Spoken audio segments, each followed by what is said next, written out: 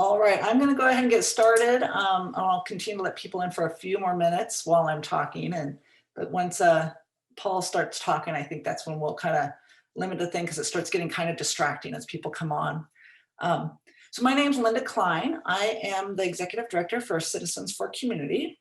If you're here, it's because you probably received an email from me. I want to thank you all for sending me emails and letting me know you want to be participants tonight. This is obviously a very interesting topic. It's been in the newspaper a lot lately, so I know there's a lot of interest in it.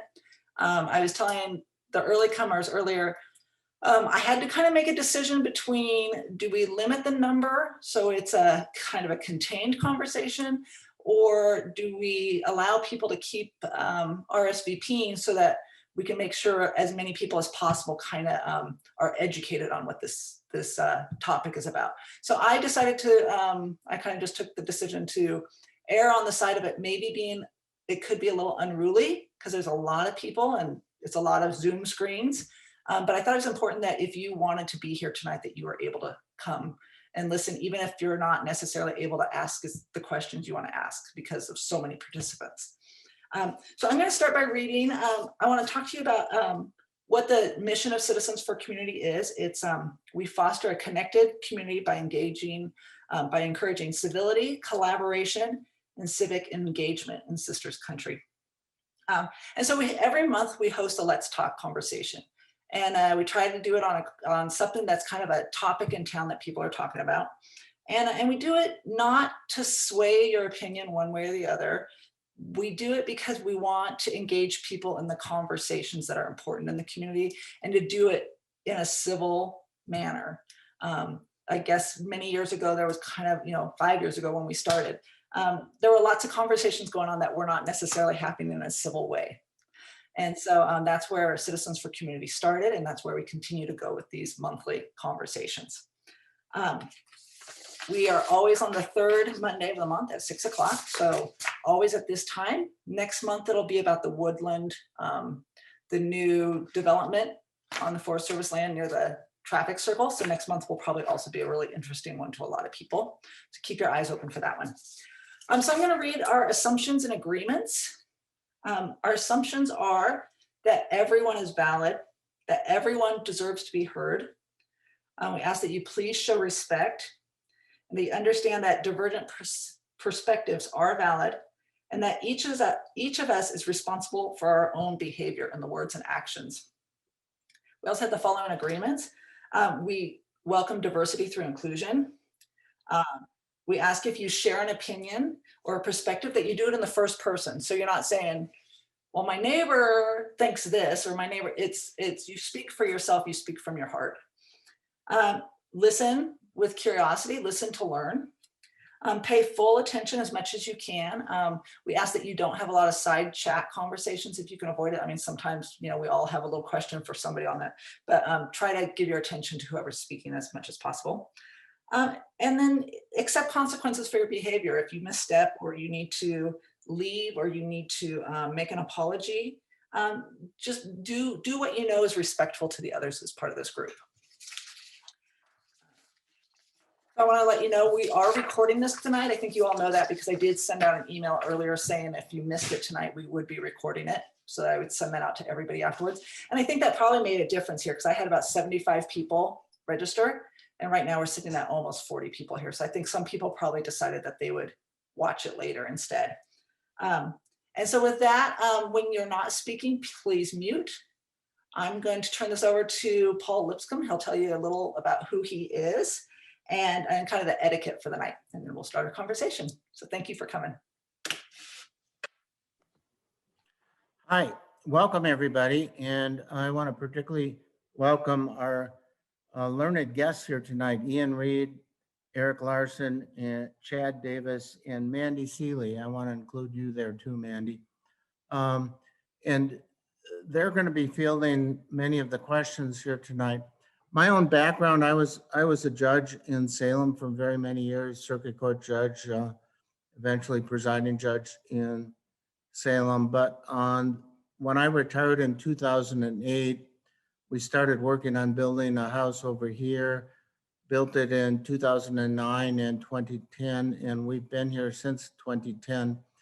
And although I look fondly on my judicial experience in the past, I am so happy to be retired here in Sisters.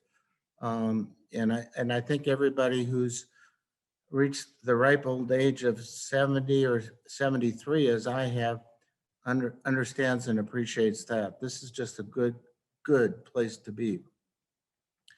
So with that, I'm not going to pat myself on the back any more than that. What I want to say is pretty much already been covered by Linda.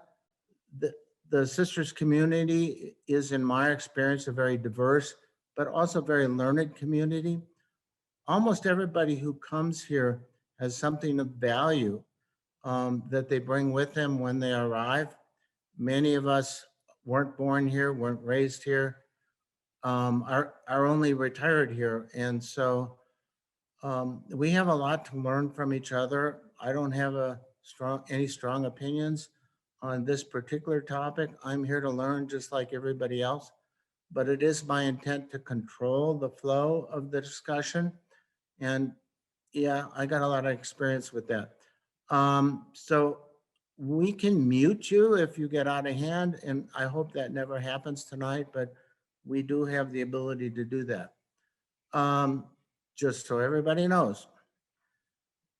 And so I'm going to begin with a question of Ian, and Ian and I have not discussed this in advance, so I'm going to be kind of jumping him with this, but I am experienced with Ian in the past. He's a very capable, competent individual, and I'm pretty sure he can handle this one. It's not intended to be a softball, kind of a curveball. Ian, I'm a hunter and a fisher and a hiker, and I spend a lot of time in our national forest, both in this forest and other forests throughout this state, Idaho, Colorado, and Washington.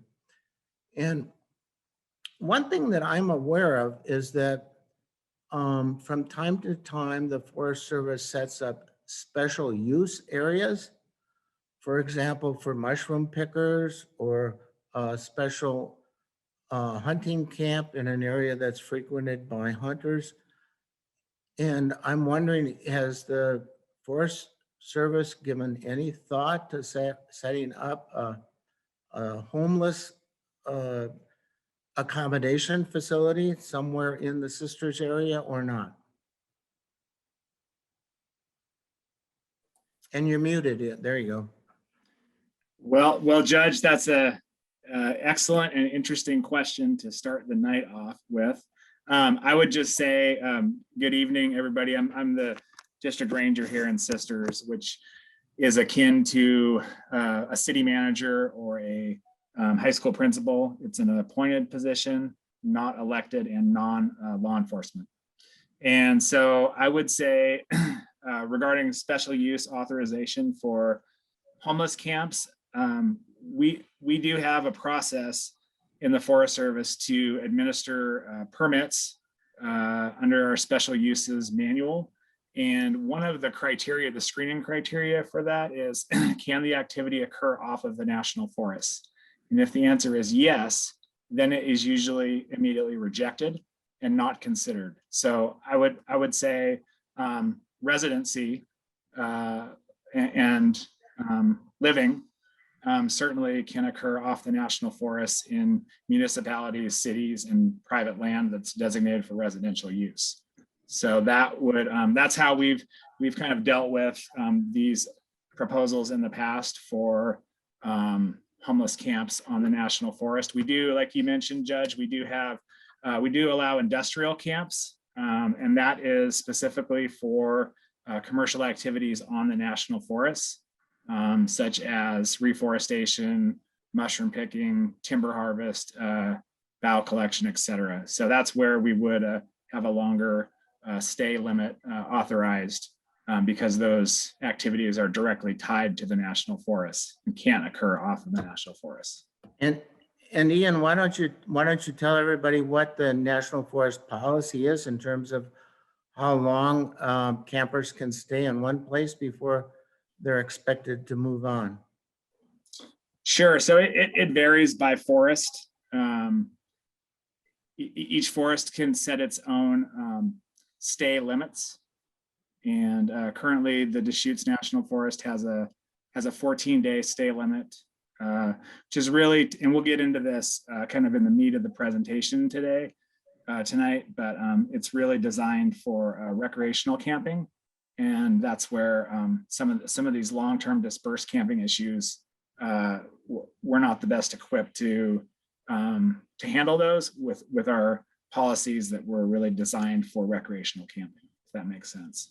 Okay, and Ian, with that, and I don't want to force you to monopolize the conversation, but maybe it would be good for you to begin with an explanation of how you see the Forest Service role in the Deschutes National Forest Sisters area with respect to many of the homeless people that are in fact out there camping.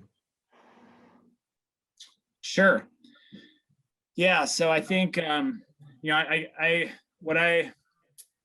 we reviewed the agenda, I think each speaker was going to have like 5 minutes to kind of give a kind of their perspective from their role and their position. So I think how I would handle that is I wanted to give just a little bit of historical context. But first, I really wanted to thank C4C for allowing this conversation to occur tonight. When C4C was soliciting potential topics for future Let's Talk, I proposed this, and it was kind of self-serving in that it was it was an issue that really took a lot of my bandwidth and has taken a lot of my bandwidth since I've been in Sisters, and it was also an issue that I thought was really important for the community to engage with and to hear those different perspectives. And so I thought that C4C would be an awesome forum to do that. And I also thought that there are, like you mentioned, Judge, there are a lot of really intelligent, passionate, and compassionate people in Sisters country. And I think that's the kind of mindset that's really needed to help solve this issue. And so, so my intent tonight was to also hear from the community in terms of ideas around how to manage this problem. I think it's an issue that the Forest Service certainly would like to have a seat at the table. It's not an issue where we're equipped to be the lead agency to solve homelessness in Central Oregon or anywhere for that matter. It's just not within our scope. So, and I would add that there is a Sisters Homeless Working Group, and I think Mandy will probably talk about that when it's her turn. And there's been some really good work and some good action that's come out of that working group, and I'll let her speak about that, or Lieutenant Davis. But I think where I wanted to go with this is, the Forest Service, we're an agency that's about 120 years old, a little bit less. And, our enabling legislation really comes from the Organic Act to protect timber and water resources. And so over time, our mission has shifted somewhat. And we really, in the 1960s and 70s, when a whole suite of conservation and environmental laws were passed, we began to focus on other issues and other areas such as recreation. And so a lot of our policies around special uses and recreation management came at that time. And so, like I mentioned, these challenges around long-term dispersed camping are not necessarily a recreation-based issue. And so that's part of the challenge. And so it's really, like I mentioned before, it gets into subsistence. And so it gets into basic human needs from our neighbors, our fellow human beings, and those basic needs of food, water, shelter, and belonging. And I would encourage folks to check out.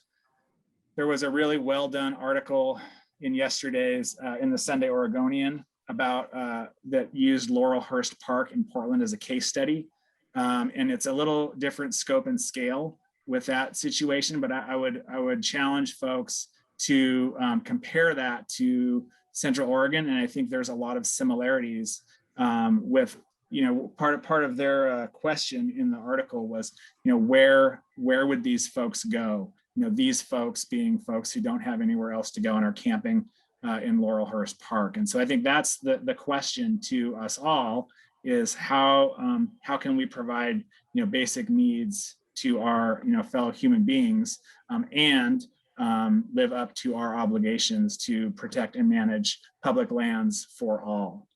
And so I want to close just my little,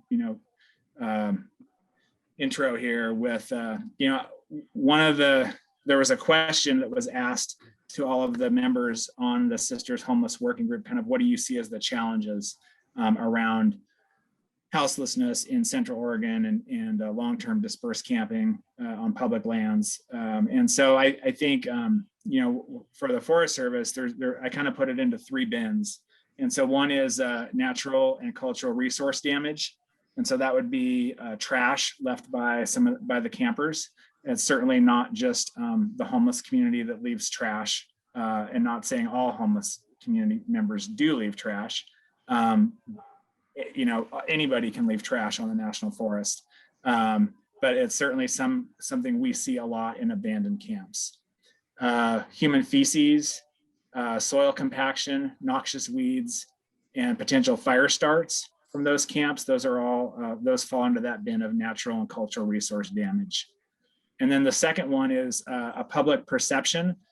Sometimes those perceptions are legitimate in reality, but that there's a safety issue due to that extended occupancy. So an increase in crime, or like I said earlier, an increase in fire starts from those camps. Sometimes it's just a perception of people not feeling safe. And other times it's valid. And then the last one is the competition for recreation, legitimate recreation or other legitimate uses of public lands and a perception of exclusive use. And even under our special use permits that we mentioned earlier, we do not guarantee exclusive use. Part of public lands is that it's open to everybody. And when there's a camp in a certain location for a long extended period of time, it becomes an issue with almost an exclusive use or an ownership of that area. So those are kind of the 3 things in terms of the challenges that we really see from the Forest Service. And I think, can I turn it over to Captain Larson now, Judge, Yes. or how are we? No, okay. That would be my next step. So you go ahead and do that, Ian. Okay, well, thanks. I'm going to turn it over to Patrol Captain Eric Larson. A little bit Hi, of Eric. feedback there. Hi, Eric. Welcome. And what's the breakdown? I'm gonna mute yours. Or... Yeah. Eric, can you mute yours while I ask a question, and then I'll mute mine while you answer?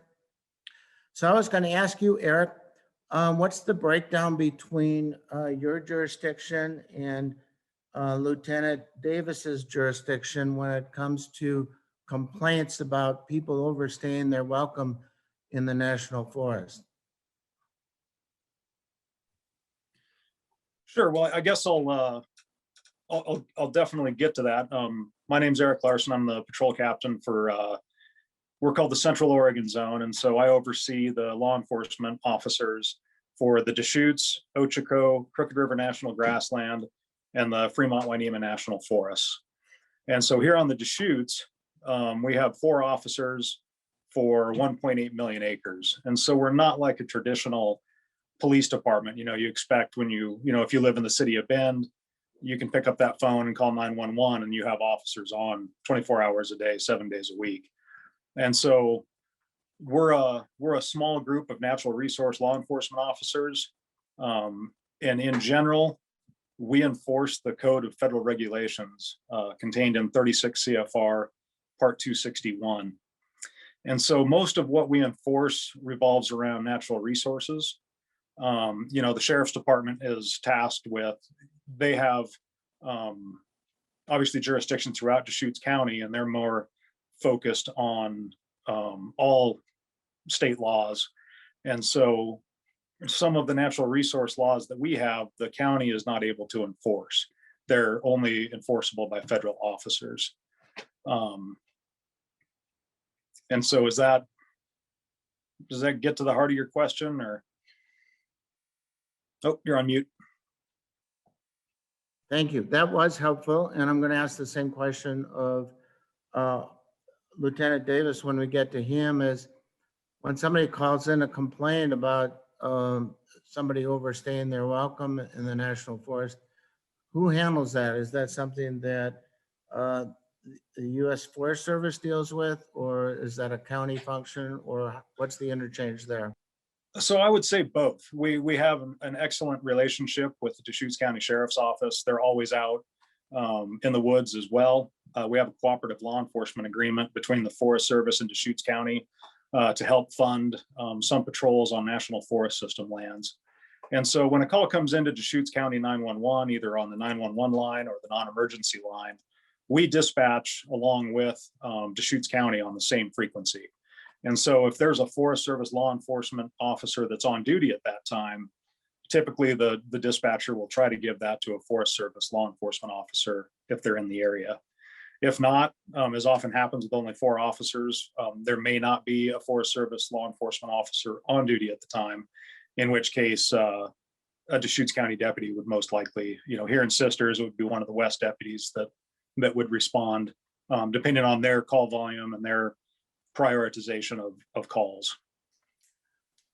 Hey, Paul, our panelists there may have, and I think they have an expectation that they're probably going to have a few minutes just to kind of tell about themselves or their role in this conversation here before they answer questions. I think we're surprising them with a question yet. So can we allow them to kind of introduce themselves, and then we'll come back to them with the questions, if you don't mind. Okay, I apologize if I ambushed anybody. No, I didn't feel ambushed by that at all. In fact, some of those questions kind of got to the heart of our law enforcement organization. So yeah, I definitely didn't feel ambushed. But I will tag on to what Ian Reed, District Ranger here in Sisters, said.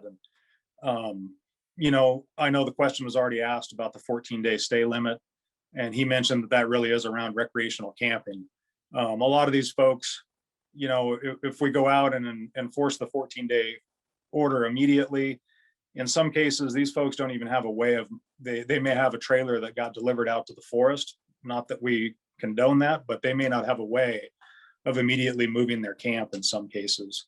And ultimately, law enforcement, just like the forest, we want to be a part of the solution as part of the community to try and solve some of these issues around houselessness in Central Oregon.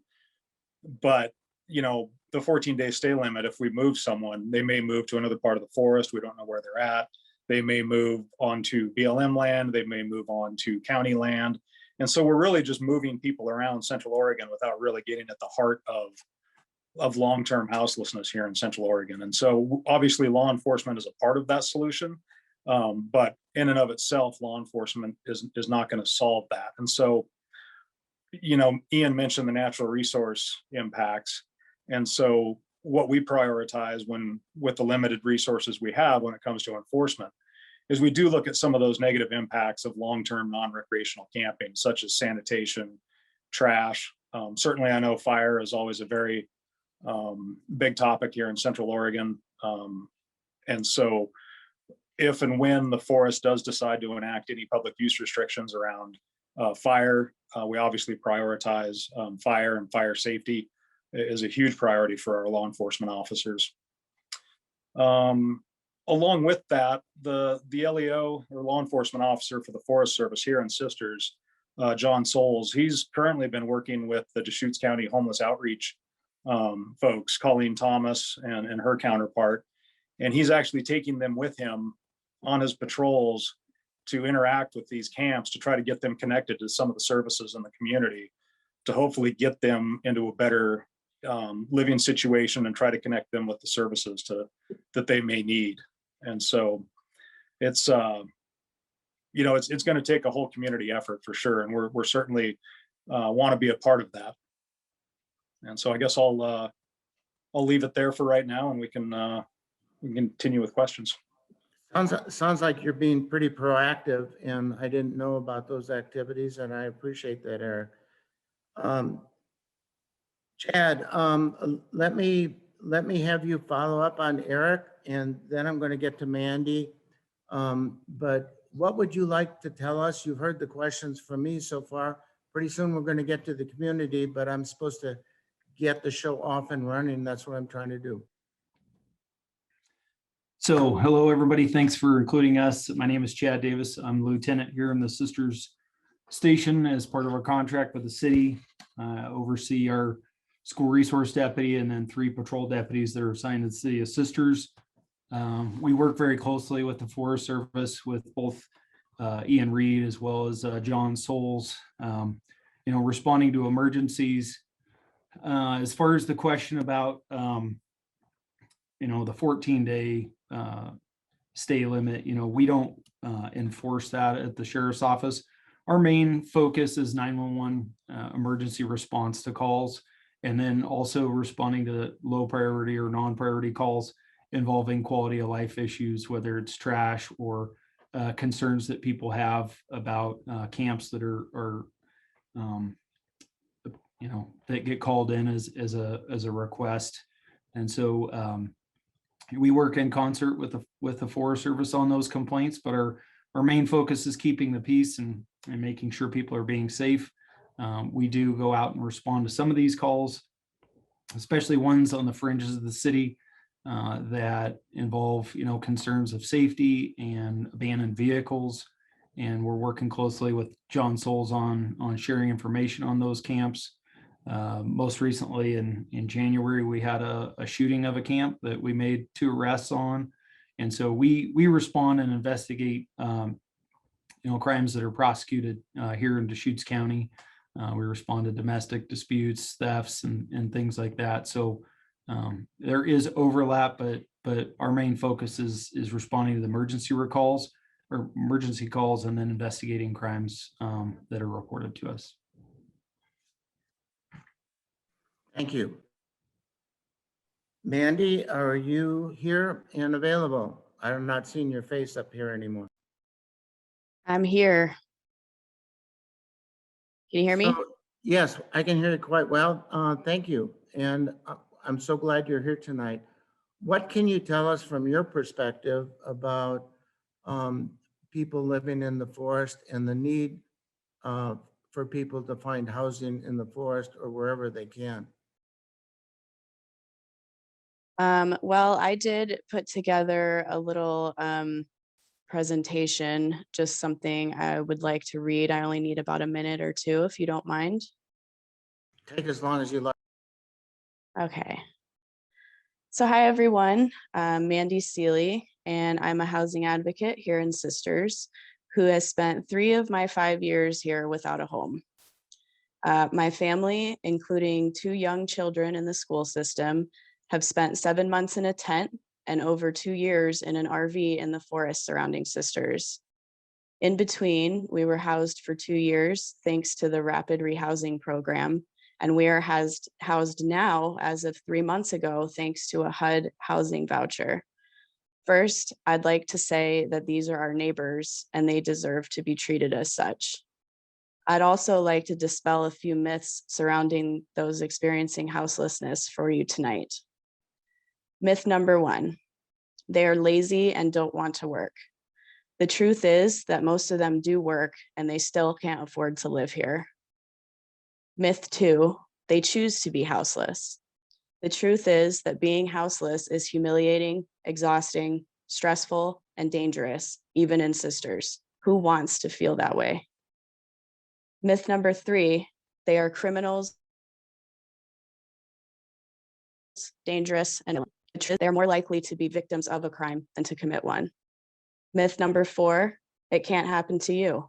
The truth is, it can happen to anyone, anytime, for many reasons, such as loss of employment, substance abuse, divorce or separation, incarceration, eviction, domestic violence, mental or physical health conditions, natural disasters, family conflict, stagnant wages, and lack of affordable healthcare or housing. Myth number 5, there is nothing you can do about it. The truth is, there are many things that you can do. You can share your time by volunteering for the yearly point in time count at one of our two food banks here in town, or at the cold weather shelter, and get to learn their stories and build relationships.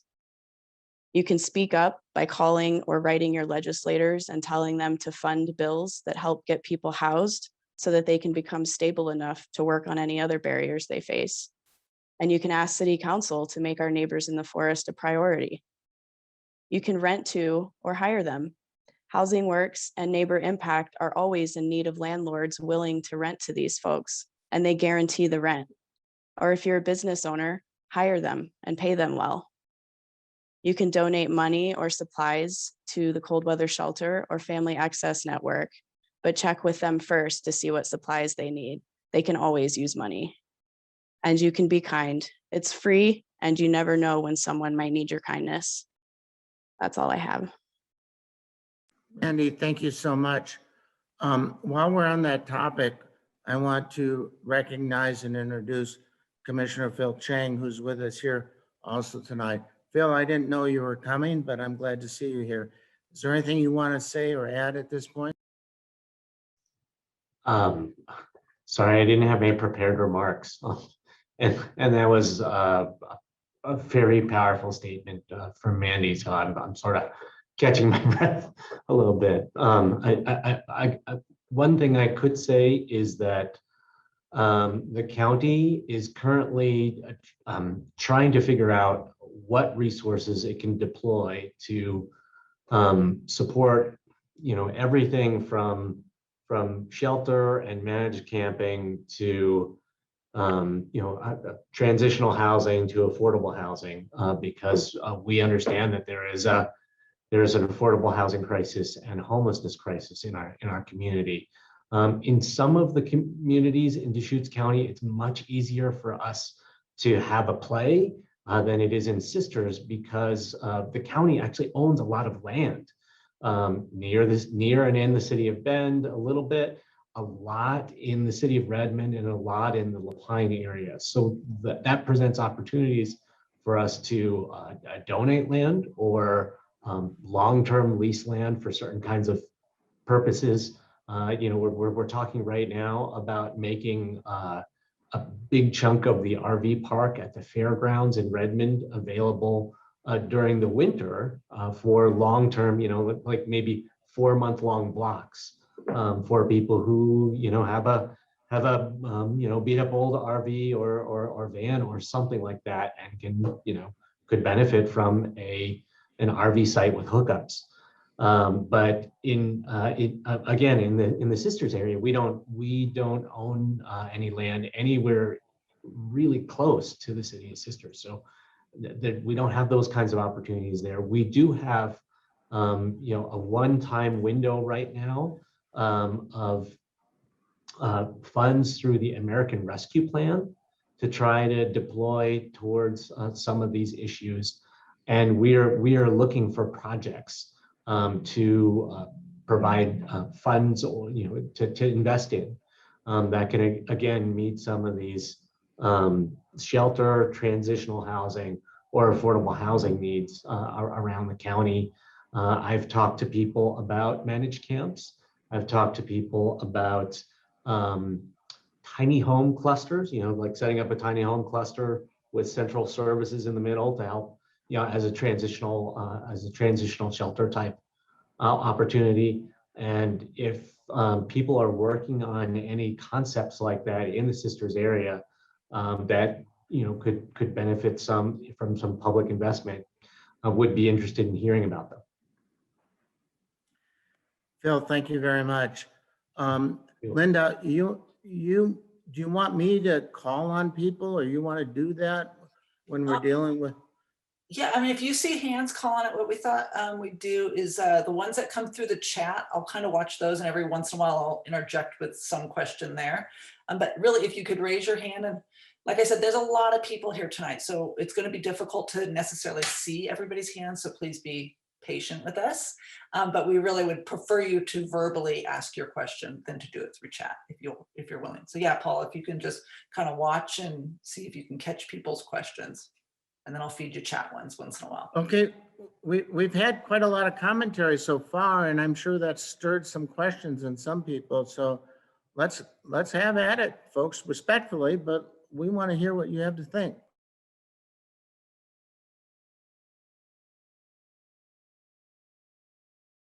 James, did you have your hand up? I did have my hand up. About a month ago, I had the privilege actually of moving a couple from the Sisters Woods. I think they might have had some interactions with law enforcement to Lapine. And I moved them to an RV park in Lapine that was dry. In other words, there was not water or septic systems to each lot or each campsite.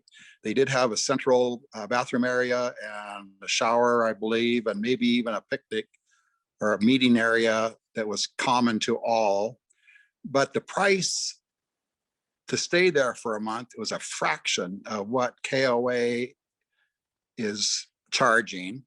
And I would love to see something like that in Sisters, because we could transition people from the woods and get them an old RV and make sure that they keep their lot clean and help them out a little bit. I know that land in Sisters is way more expensive than in Lapine, but that's what I'd like to see long term. Thank you. Okay, anybody have a different perspective or a response to what James had? John? John Chase, go ahead, you're muted. Hello, yes, I'm trying to turn off my mute. I have more of my comments are not questions. So I think that was very well said from the last speaker. Sounds like a nice solution. My concerns are mainly with the Forest Service. So if there's a tip of my spear, it's mainly aimed at their lack of ensuring this 14-day camp rule is complied with. I spent 38 years of my life hiking, backpacking, climbing in this area. And I don't find the long-term campers to be a problem on the land. But my problem is the rule is the rule. And if we don't ensure compliance with that, we end up with other problems. Like Mr. Reed mentioned, potential fire, the garbage, the hazardous waste materials. That's what we're seeing right now in our wilderness areas.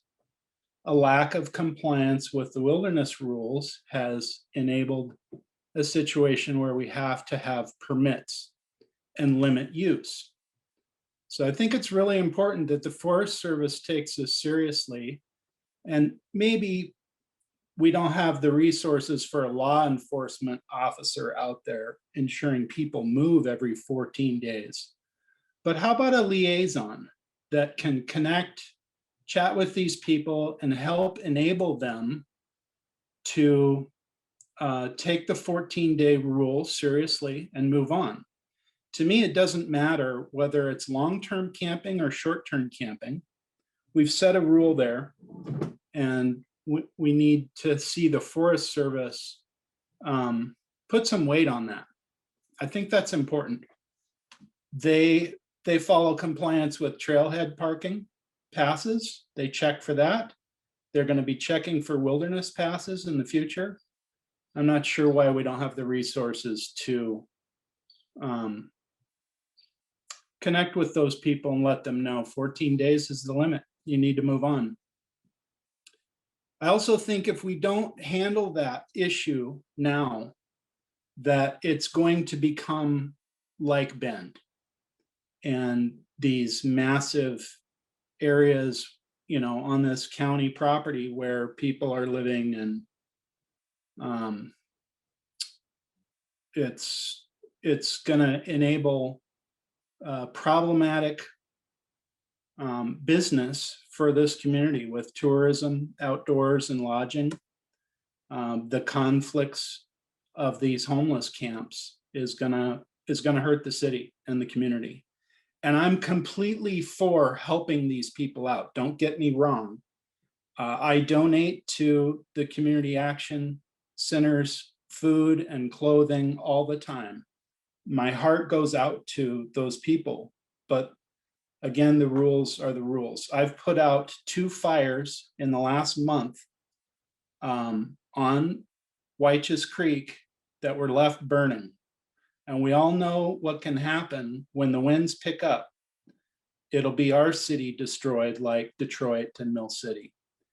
And those people were not long-term campers. They were people that spent one night there in a marked zone that's prohibited camping. So I think there's a huge danger from that, especially with the conditions that we're seeing right now.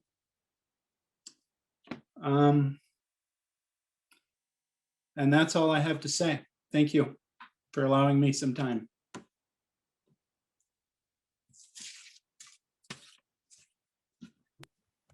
Thank you for voicing your concerns, John. Eric and Chad, let me ask you, I assume that it's not just homeless people that are overstaying the 14 days. Lots of fishing seasons last longer than 14 days, certainly. And some people are known to camp out on certain lakes, et cetera, for a longer period of time. And some hunting seasons last longer than 14 days. And it's not unusual in my experience for some people to show up for deer seasons and stay through first and second elk season. What's your experience? Eric, Chad, either one of you have anything to share in that regard? Yeah, I think that's an accurate portrayal. There certainly are, there's people for a variety of reasons that find themselves on public land, and certainly hunting season might be one, and I guess the difference that I see is, obviously the town of Sisters has a lot of federal land surrounding it. And so a lot of these camps are more visible. Sometimes these hunting camps are further out, and we may not even know that how long they've been there. They could be in a pretty remote area of the forest where an officer may not get out there very often. And so, but certainly there are other forest users that I'm certain stay longer than 14 days.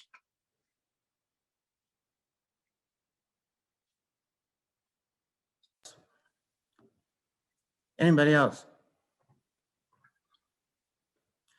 Haley, thank you. Haley, you're muted, so push your space bar if you want to talk. Sorry. I'm just kind of, I guess, tacking on to John's comment. I live on a street that backs up to the National Forest, and am often out on the Peterson Ridge trails almost every day. And there was an area that was like maybe about 500 yards from the houses here, where my son had found a little kind of a lean-to somebody had constructed, and he sort of added on to that. And then some other kids sort of built kind of a little fort around it. And then eventually somebody started camping there and having a fire out there, which was of great concern to me. And I called the Forest Service, and this was a number of months ago. I can't remember who I spoke to exactly, but somebody went out there to kind of, talk to the person that was there and to get them to move on, which I guess they did. I don't know. But my husband and I ended up having to go out there and sort of dismantle the fort, pick up all the trash that was out there, and take the fire pit that was constructed apart. So it kind of seemed like there was a limited amount of stuff that could be done to deal with this. And I was kind of alarmed by that because there's, a number of houses on this street that if there was a fire that got out of control would all just be wiped out. So anyway, that was concerning to me. And that was like kind of my main reason that I wanted to tune into this and sort of find out what the solutions are to dealing with that. That's it. Well, thank you, Haley. I don't know that there are any solutions that are readily apparent, but I think everybody here is concerned about the problem and hopeful of finding a solution. And it occurs to me that there are advantages and disadvantages to living in an area that's close to forest lands. And you've addressed both of those in your comments, and I thank you for that.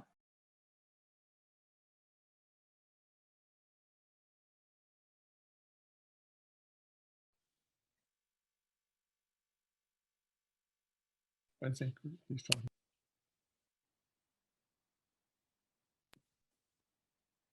Unmuted. Hello, can you hear me? Yes, we can. Thank you.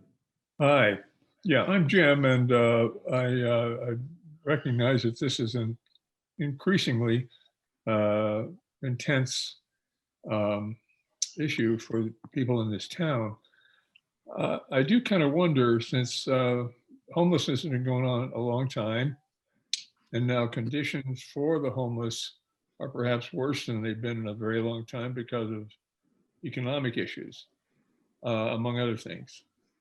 Do we have something underway to gather all the information from towns and cities, small cities like ours perhaps, all around the country who face these things and may have found solutions that we can live, that we can at least form some ideas from? Because surely we're not unique, in a big way. We think we are. We love this town, and that's why we have these meetings. But it might be that casting a wider net for ideas would be a good idea. Thank you. That's a very interesting comment. Ian, have you had any discussions with other Forest Service supervisors in other districts in dealing with this? This is obviously not a problem unique to Sisters. Is this a area of general concern to forest managers? It depends on where the national forests are located. Typically, if there are services nearby in a city or a town, it's a concern to those managers. I was a district ranger in Northeastern Oregon prior to coming to Sisters, and we saw very little of that. The climate was extreme, and it also, it was more extreme than Central Oregon, and there just weren't well-established services nearby. So we saw very little. We did see, Paul, like you mentioned, the extended camps for hunting seasons, and that forest actually had a 30-day stay limit for that could be approved by the district ranger on a case-by-case situation to allow for those extended hunting seasons. So that was a little bit different nuance there. If I could, so I think I guess I would like to hear from Mandy, if she's okay with answering this one, because I think it's really more, again, it's what have other communities done to address the homeless issue versus what have other national forests done, because again, I don't want to put it all on the Forest Service to try to solve this. I would, though, while I have the mic, like to just respond to a couple of things I heard, which were great feedback, particularly from Mr. Chase, about enforcing the rules that we set. And I totally hear that. And it looks like we're making exceptions for one group, but not for other groups. And so I appreciate that feedback. I will say, like what came up earlier is some of these folks don't have resources to move. And then the question is, where would they move to? And so I think that's an opportunity for the community to help us out. And I know Jim or James, the first person that spoke, I'm not sure your last name, sir, but it sounds like he's already helped us, helped the community at large help. That was a camp that had been there a long time. It had received a lot of calls and complaints, and we don't have the ability as the federal government to hook a government vehicle up to a person's private RV and try to relocate them to Lapine. But James stepped in and helped that solve that individual problem. And so I think that's going back to Mr. Chase's suggestion about a liaison. I think there's a really good opportunity for both a community liaison and probably agency liaisons. And that's, I think, where a lot of the work happens at that Sisters Homeless Working Group, because there's a lot of information sharing and people learning, what this organization is doing or how this organization can help or how this community member can help. So I wanted to respond to that. It was really good feedback. And then to Haley about, living next to public lands where people camp. That is, like Paul said, there's certainly a curse and a blessing to have the national forest at our backyards, right? And we don't have no camping buffers around communities. We did actually, about a year ago, we actually re-examined our camping and campfire forest orders on the Deschutes National Forest. And so we took public comment and nobody, with a few exceptions, there was one neighborhood in Sisters who actually wanted a no camping buffer, so to speak, around that neighborhood. And we did not, the forest supervisor ultimately did not authorize that. And part of that is it just creates a slippery slope, because why would we prohibit camping in one neighborhood, but not another one, or adjacent to one neighborhood, but not another one. So, and I will say, to the point about fires, is we certainly, when we do go into our public use restrictions where campfires are prohibited, we certainly increase our patrols, and those we will write violation notices and cite for unauthorized campfires during that time of year. So, and do appreciate Mr. Chase getting those fires out that he found abandoned. So I think I'm going to stop talking but I do certainly appreciate the feedback like that, and I'm taking notes about some things we can work on. So thank you. Thanks again, Ian. How about some other questions from the public? Kirk, I see your hand up. Kirk and Cindy? Did I see your hand up, Kirk and Cindy? You're muted. Okay, if you want to talk, wave your hand again. Here, I'm in, I think. All right, good. Kirk, what's up? Can you hear me? Yes. I just wanted to say that I appreciate Mr. Chase's and Haley's commentary and concerns. We actually live in the National Forest legally. We are off of Edgington Road. And I'm glad that Ian brought up that the law around it at 14-day camping maximum in the National Forest. The first job of elected officials and those who do enforcement is the protection of the public.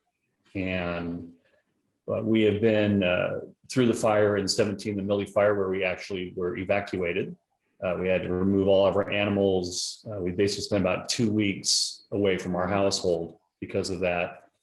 And back in August of 2019, there was a extended camper off of Edgington Road just to the north that had been there for more than 2 weeks, most certainly, in actually more like months. And again, I very much appreciate Ian's work We have been in touch with Ian when we find campers that have been there for more than 2 weeks. We take photo evidence of it.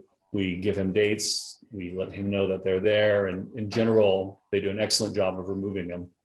But this individual had been there for some time, and they decided in August to start burning their garbage in the national forest. And there's only one way to get out of our residence to 242, and that's on Edgington Road. And it was right at the entrance of Edgington Road. There was a fire. And luckily, firefighters came out, they stopped the fire. It could have been a complete disaster for the 50 households that live out on Edgington. And therefore, I find it completely unacceptable that people are in the forest for more than 2 weeks at a time camping. The forest is not a halfway house for people. It is for the public to use, and the public should be safe when they're using it, and the people that surround the national forest should be as safe as possible as well. When a natural event occurs, if it's a lightning strike or something, and there's a conflagration, that's something that you can't control. This is something that we can't control, and we need to do that.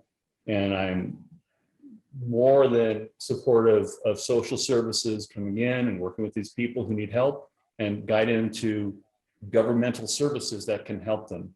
But as it stands, and given Ian's purview, there's really no way that we can provide services to people living long-term in the national forest. So that would be my position. And again, I greatly appreciate Ian's work and the helps that we've received to help people move on, but it is just too dangerous to allow people to live in the national forest for more than 2 weeks at a time, given the sorts of realities that we face, not just where I live, but the people of Sisters as well. So I just wanted to share that with you. And again, Ian, I appreciate the great work you've done for us, and I appreciate your responsiveness. And I continue to look forward to you helping us out here, those people who are actually going out and utilizing the national forest in a responsible way. Thank you. Kirk, thank you for your comments and thank you for your perspective. Joan, did you want to respond or have something else to say? I have a question. Is this a venue for hearing, perhaps through Mandy, what services are currently available for the community to assist the people who are living in the forest? I mean, Jim mentioned helping a family. What about the rest of us? What can we do to be helpful at this point in time? I think that's a great opening. Mandy, can you respond to that? Because I'm really not aware of what we're able to offer in the Sisters area at this time. Yes, great question, Joan. I am actually in the process of working with C4C to create a Sisters resource guide. So we will actually have something in paper or on paper and online on the Sisters community website as well, with all of those resources. As far as what an individual can do, it depends. One of the most helpful things that people can do is build relationships and get to know these folks and learn their stories. If you own a business, like I said, you can hire them. If you're a landlord, Housing Works and Neighbor Impact need landlords. Jim, moves people when they need it. There's a group of us that go out and clean up abandoned camps. So it just depends on what your passion is, what your skills are, regardless of what the needs are out there, we can find ways to put people to work. The Sisters Houseless networking group that Ian was talking about is a group of individuals, business owners, organizations. Lieutenant Davis is there. Ian is there from the Forest Service. The school district is involved, C4C. This is going to take a community effort. So if you want to be part of the solution, then we can start by, inviting you to those meetings, which are just once a month on Zoom right now. And just, you can hear what's going on and get involved, or you could, get involved with the shelter or donate to FAN. There are a lot of ways to get involved. Mandy, maybe you could put some information in the chat that Okay. everybody could access as to who they should contact or what they should pay attention to if they wanted to see what they could do to help with this problem and get people out of the forest and into more appropriate habitation. Thank you. Other questions, concerns, etc.? Sarah Brang, I think, has had her hand up for quite a while. Sarah, I'm sorry, I didn't see that. Sarah? Hi. That's okay. That's okay. Hi, thank you for letting all of us get on. And I did join a little bit late, but I've enjoyed the conversation. I am going to be talking more to the short term versus like the long term homeless situation, because where I live, much like some of the other people that joined today, I do back up to the national forest, and a few things, as I've been hearing, caught my interest. In the first, when we purchased this home, it could have been ourselves being naive, did not know that there were homeless individuals that would come through, usually because we're right off the highway, come through and camp. And talking with my neighbors, they didn't either. And a lot of us would have made different decisions, because those that do come through camp very close to our homes. I mean, I can stand out and throw a ball and hit their camps. And it is a huge safety concern, because there's a lot of families and there's trails over here that kids walk on. I think if it was farther away, maybe, and you couldn't see it from the home, that might be a little bit different. So I kind of echo the concern earlier about, allowing people so close to homes. And I'm curious too, when the community was either polled or invited to talk about that, when the Forest Service gentleman was kind of talking about, do we make boundaries? Who was talked to? Who was represented? And of course, we weren't living here at the time, so that would have been different. But it's a big concern, not only when they're here, but of course, when they're not here. I already had a dog that has sliced her foot open and had to go to the vet because of broken bottles. We're constantly cleaning, going out there and cleaning all of the debris.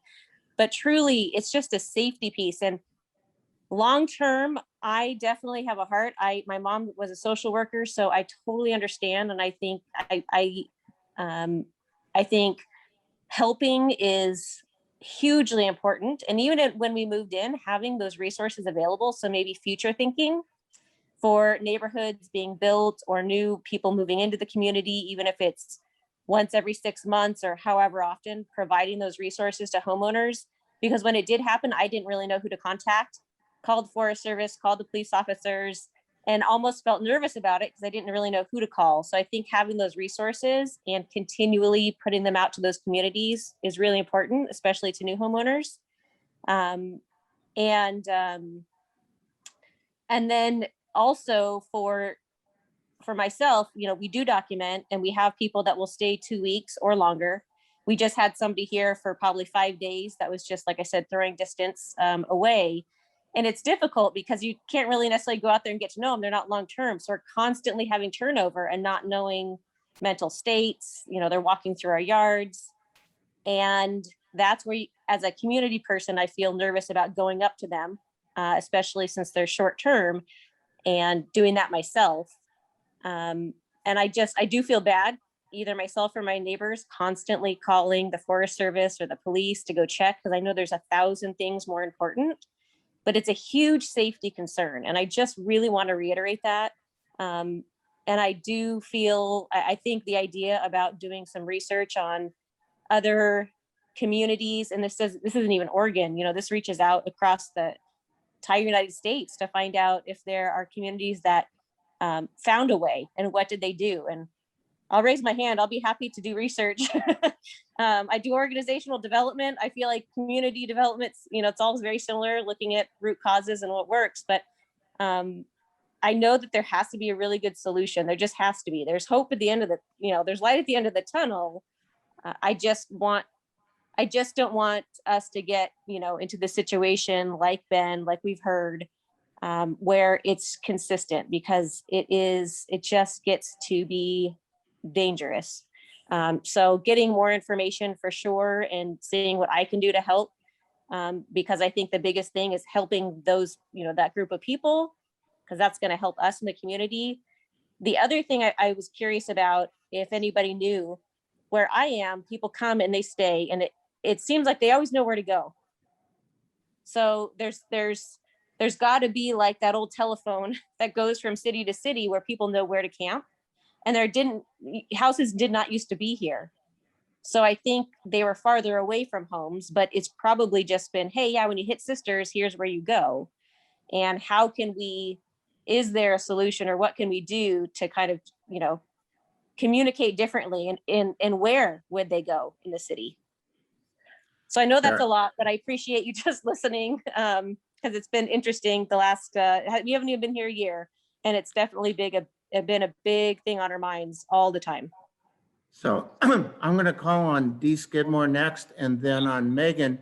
But Sarah, I wanted to ask you, first, welcome to Sisters. I'm glad you're here. And it sounds to me like you have a good bit more fear of your temporary neighbors than you do of your permanent neighbors.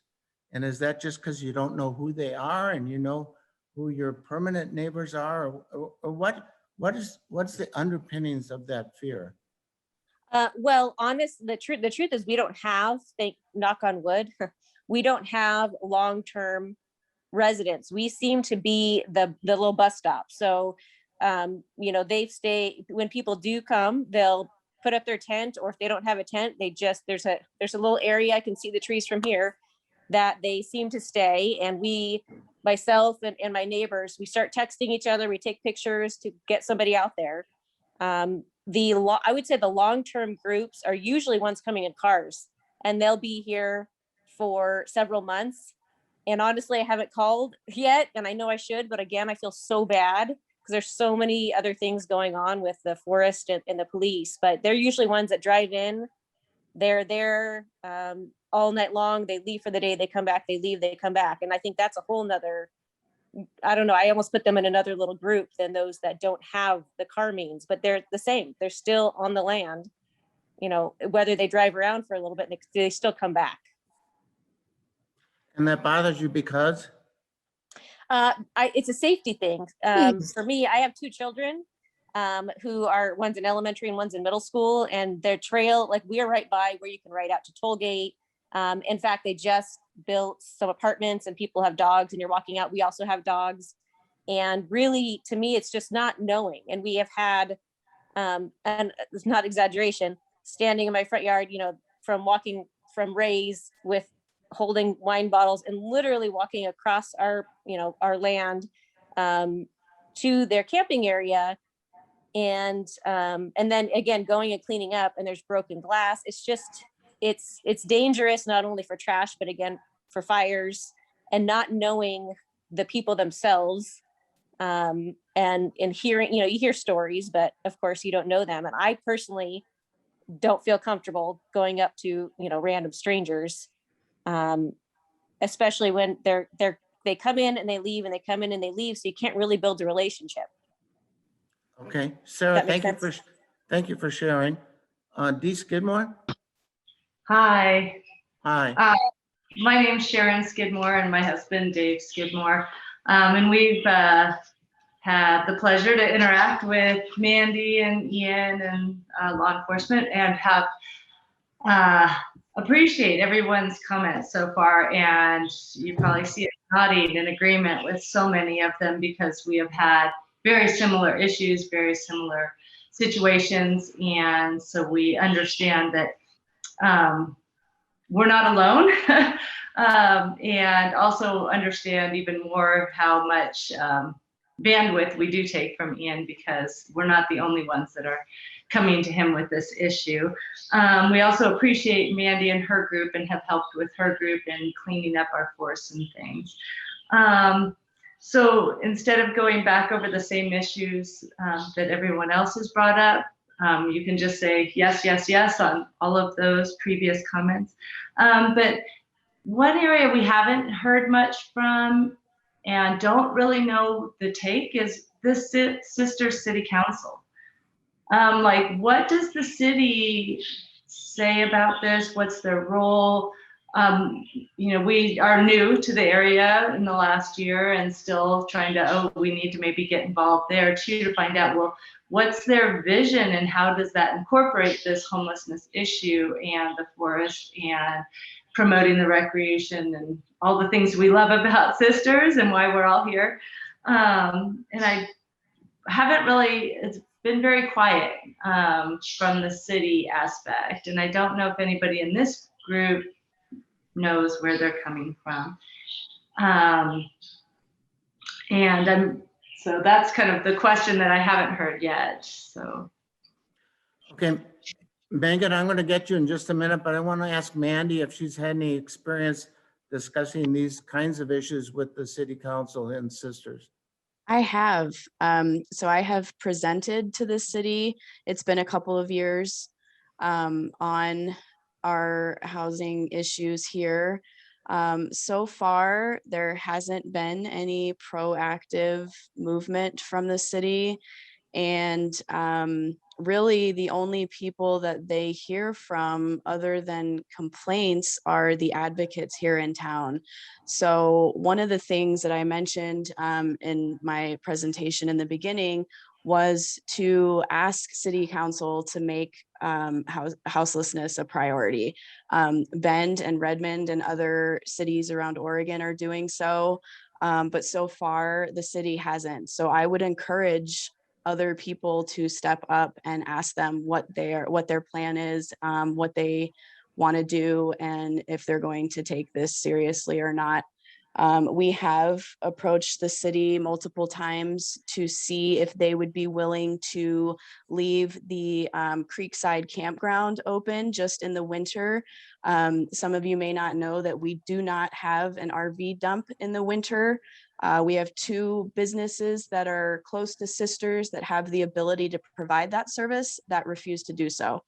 And then we have the Creekside Park that has that service as well, that is not open in the winter. So where does that stuff go? Probably in the forest. So that's another health issue. But I think that the more people that approach the city and say this is a concern, we need all hands on deck, and the city is definitely responsible as well as everybody else. I think that would be excellent. So it would seem to me I mean, the city has its own waste disposal plant. It would seem to me a relatively simple matter for the city to open up a facility where RVers could dump their black water. And not very expensive. And these are people that use facilities in Sisters. We get a lot of people through here, not just homeless people. There are a lot of people who come through here and need a place to dump their trailer. So maybe that's an idea that might help at least a little bit. Thank you, Mandy. So Megan, I've been promising you I was going to call on you, so here I am. Well, thank you. Last but not least, right? I am brand new to Sisters, as some of the previous speakers have been as well. I moved in October from Eugene and in very short order learned that, you know, you can't escape what I was seemingly running from in Eugene and not feeling safe in my public spaces, or not being able to go for a jog or a walk in my public spaces and feeling safe. And it's sad to see that the same thing is happening here. But my question really was for Mandy, I think mostly, and Ian. And we touched on it just now a little bit, but it's really around trash removal. It's less about, for me, the 14-day limit, because if you're cleaning up after yourself and you're respectful, stay as long as you like. I feel, you know, if we can make that work. But what conversations have happened previously around trash removal? Have we talked about that? Why are these homeless camps not able to pack out what they're able to pack in. I mean, I've seen abandoned camps with used baby diapers, paper materials, use masks, medical materials. It's really disturbing. So what kind of conversations have happened around trash removal specifically? Have there been any solutions proposed? Has anyone talked about not just enlisting the city's help with waste removal, but perhaps we could have special guilt-free bags that are distributed to people who want to camp in the forest long-term from the Forest Service, and drop points where those people could leave those full bags of trash, and the Forest Service could more easily clean up after those people that are using the forest. So I'm just curious, I guess mostly for Mandy and Ian, what kind of conversations have happened around that topic? Ian, do you want me to respond or do you want to respond? I think Captain Larson is going to respond to that one. And then maybe we'll tag team with you, Mandy, because I think that's a great question. So appreciate that, Megan. Eric? Hey, thank you. Yeah, so that's actually one thing we've done, on not so much out here in Sisters, out along China Hat Road, Forest Service law enforcement. We've actually gone out there, handed out trash bags. We now have access to a dump trailer. So we've actually gone out and handed out trash bags and had them place them by the road or next to their camp. It's resource intensive. I'd also like to add that Sergeant Marsh with Deschutes County, with the Deschutes County Jail, they have been going out with their jail deputies. Because of COVID, they can't have inmates go out and help clean up sites. So Sergeant Marsh and his jail deputies have been going out and cleaning up campsites as well. And that removed a tremendous amount of trash from not just National Forest System lands, but county land and all over. So it's a great suggestion. It's something we could also repeat here in Sisters. I'd also like to touch on, I know there's a lot of concern about the 14-day stay limit, and just kind of cover what enforcement looks like for that. So like I said before, we enforce the Code of Federal Regulations. And so we do have a 14-day stay limit order, which basically if we find somebody violating it and we deem it necessary to issue a ticket, it's a $100 fine, and then they're entitled to their day in federal court. If they would like to contest that, they get a federal public defender now because of COVID. And so Forest Service law enforcement, we can't trespass people from public land. We can't physically remove them from public land. Only a federal magistrate judge can ban someone from public land. And so, we certainly do go out, we contact these camps, we work with these camps to try to make sure that they're being, as environmentally sensitive, trying to do as best job as they can to keep their camps clean, deal with sanitation issues. We do respond when community complaints come in to try to get them to move to a spot where maybe there's not as much user conflict between trail users, trailheads, and developed recreation sites. And so we do work with those folks to try to find a better spot to move to. It may not always be 14 days. We certainly have an enforcement capacity issue. But it is something we are concerned about. But that is what enforcement looks like. We can't physically remove folks from public land. It's public land, and the public has a right to be there. And we support the public's use of public land. I forget the name, but to cover, I know one homeowner mentioned they didn't know why people kept coming to one spot. There's a lot of not just social media, but websites, freecamping.net. There's a lot of online resources now where if you want to look for free camping, that's what we found, because we saw that several years ago in the Bend area. We couldn't figure out why certain areas were getting so much use. And there's a lot of social media and a lot of websites where people can share information like that. And Ian, did you have anything to add on the?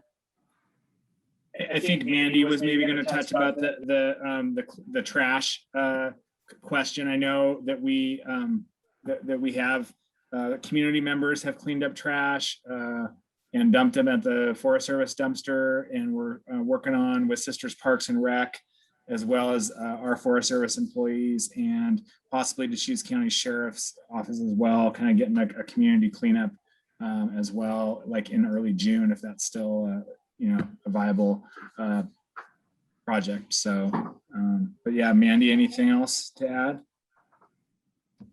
Yeah, as far as trash goes, that's the conversation we've probably been having the longest since I've been here. For those of you who are fairly new to town, we did used to have a lot more dumpsters around town. And maybe Ian can speak to if the trash problem has gotten worse since those disappeared. But back in 2018, the Forest Service and the networking group partnered to educate our campers out there and let them know what resources were available. We gave them shovels for human waste. We gave them trash pickers. We gave them leave no trace cards. I created the Sisters Park and Recreation District twice yearly community cleanup as part of that project. We have community members who, like I said, are willing to go out and pick up trash for people because right now the only resource that people have are the recycle center. And I would say as far as on the camping side of things, it would be a lack of education because we do have those resources available. We are more than willing to go out and pick stuff up for people who can't. There's a lot of people out here that walk to town, and that's one of the reasons that they are camped so close. They don't want to be behind your houses. They don't want to be in your view or, exposed to people running or jogging or, recreating in the national forest. They need to be close to town. We've got people that are 4 miles out that are walking or biking to work every day. And to speak on the 14-day piece, when you're doing that every single day, and then you have to turn around and move everything you own every 14 days, it's exhausting. I understand the rule, of course, because, it's for everybody and not just for those people that live there. But as far as there being more of a risk of fire from 1 day to 14 days, we know that fire is a huge issue here, but it's not just homeowners that have to worry about it. These are people that are living on the forest and vulnerable to those fires as well. I personally don't know anybody that leaves their fires burning that lives out there because it will burn down everything they own, just like it would do for someone's house. But yes, as far as trash goes, we have been talking about it for quite a few years now. Thank you, Megan. Thank you, Mandy. Okay, I see that Linda had her hand up. I was going to call on Kirk and Cindy and Dee Skidmore once again, unless there's somebody who hasn't had a chance to speak yet that would like to weigh in because we're getting really short on time. We only have about 5 minutes left. Anyone else who hasn't spoken wants to say something? Raise your hand. Okay, Kirk and Cindy. Back again, Megan, and for a lot of the new folk in the area, welcome. We are thankful you're here, and I hope you're enjoying Sisters in Central Oregon as much as we do. I think there's an issue here, though, where this is not an aesthetics issue. This is actually a safety issue. And again, I appreciate Mandy's feedback, but yes, fire is a very, very serious issue, and laws are the way they are for reasons. And if people are staying there for longer than 14 days and they're not forced to move on, they have no motivation to move on to a better solution for their lives versus living in the forest. And therefore, I am not comfortable at all having people who really aren't stakeholders in this community from the standpoint of paying their taxes and owning property here and having the risk of my life being destroyed by people who are making some decisions that are possibly endangering myself, my wife, my neighbors, my community. So I can't speak clearly enough for this being a issue of public safety for people. Secondarily, it's not just an issue of garbage out there. It's an issue of loose dogs. It's an issue of camping too close to trails. We ride horses, we're equestrians, and we're very good at it. We've been doing it for many, many years, and our horses are extremely well trained. For more than almost a year, there was an RV parked in the middle of the horse trail heading off of Edgington. We brought it to the Forest Service attention for many, many times. It was extremely dangerous to have horses ride not only by the RV, they had loose dogs there as well. And they were there for months and months and months. It's terribly dangerous, not just for people on horseback. You could be out there with your dog, you could be out there walking, and now you're either fending the dog off of your dogs or fending the dog off of yourself. We had long-term campers off of Whitechuse that had their dogs loose, who would ride across Whitechuse, and then all of a sudden there's dogs circling around our horses. Incredibly dangerous for novice horse riders. Even people who know what they're doing, it can be very, very dangerous. There have been level 3 sex offenders living long-term in the National Forest off of 1505, and they've been removed historically. But these are the sorts of things that we're seeing in the National Forest. So it's not just an issue of an aesthetic. They're seeing a little bit of garbage laying around. These are very, very dangerous issues that affect people in the community who are law-abiding and have to deal with this. And it's not fair to have that imposed upon people who should be enjoying the public lands and respecting the public lands. And lastly, one other thing to mention, up on top of 1505, they were building a camp up there. They dug out and tried to put a pit toilet in. They were cutting down trees. So if you have any concern about the ecology and the well-being of our natural forests, this is just completely detrimental to the nature and the well-being of our forests as well. And one last thing I'd like to bring up. Ian, could you mention why they shut down camping between 1505 and 16, where Whitechuse runs through? Is that due to Pole Creek being there and Whitechuse and concerns for water quality, or could you elaborate on that, please? Real briefly, if you could, Ian, because I now have 2 other people who haven't spoken yet that'd like to get in on this. And I need to have some closing comments at the end as well. Okay, thank you, Linda. Just real quickly, it was a wild and scenic management plan around Whitechuse, Wild and Scenic River. It had a no dispersed camping area associated with it. Thank you. Carrie, I think you were next. Yep, I don't own horses anymore, but we did used to ride those trails, and I will just say I saw on Facebook some complaints. I don't know how true they are, but a couple of the people that ride their horses said they're not riding alone anymore, and if they are forced to, they are taking a weapon. I mean, I just see it's going to turn bad if something like that really happens. Thank you, Carrie. Bunny and Mark, you'll be the last ones.